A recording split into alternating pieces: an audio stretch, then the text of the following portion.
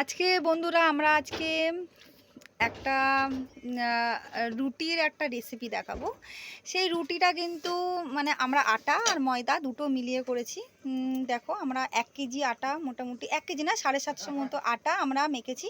আর লেচিটা এই রকম হবে, মানে তার লেচিটা, একটা লেচি দেখো এইরকম টাইপের হবে, ঠিক আছে? তো আমরা চাটু বসিয়ে দিয়েছি গ্যাসেতে। এবারে আমরা রুটিটা বেলবো। আর এটাতে হ্যাঁ, আর একটা কথা, এটাতে আমরা আটা আর ময়দা দুটোর পরিমাণের মধ্যে আটার পরিমাণটা একটু বেশি রেখেছি আর ময়দার পরিমাণটা একটু কম রেখেছি। অনেকেই আছে যারা ময়দা রুটি খেতে অনেক পছন্দ করে, কিন্তু ময়দা ইজ টু মাচ আনহেলদি। তো ময়দা রুটি শুধু না খাওয়াই ভালো। তো এই জন্য এটাতে একটু স্বাদ আনার জন্য আমরা ময়দা দিয়েছি আর আটাটার পরিমাণই বেশি রেখেছি। তো দেখো কীরকম হয় রুটিটা আর কীরকমভাবে রুটিটা তৈরি হচ্ছে। তো একটু স্পেশাল এফেক্ট আছে। তো লেটস, তোমরা দেখো।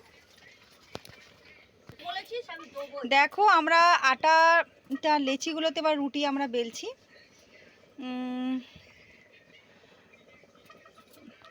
পূজা বেলছে, ও রুটি খুব ভালো বানাতে পারে।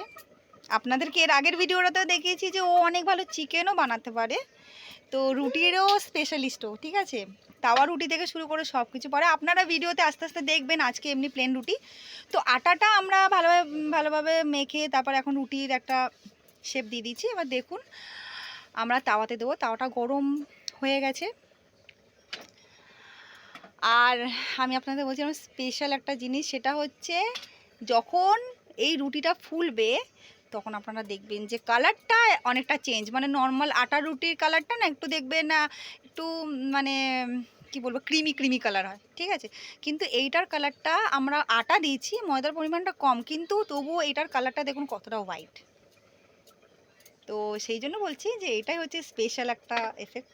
তো দেখুন একদিকটা গরম হয়ে গেছে, এবার আমরা উল্টো দিকটা এ করবো।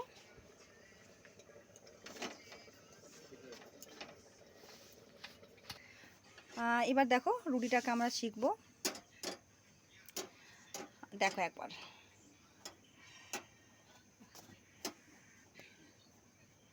আমরা রুটিটাকে একটুখানি ভালোভাবে শিখবো, কারণ ঘরের রুটি একটুখানি ভালোভাবে শিখে খাওয়াটাই ভালো। দেখো একদম ফুলা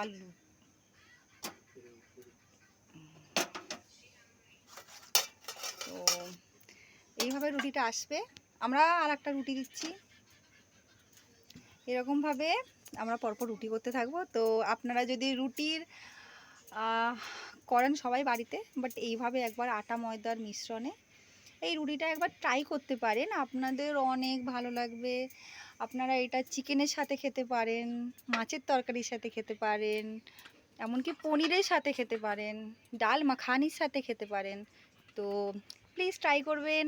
আর যদি আমার ভিডিওটা ভালো লেগে থাকে অবশ্যই শেয়ার করবেন, কমেন্ট করবেন আর সাবস্ক্রাইব করবেন।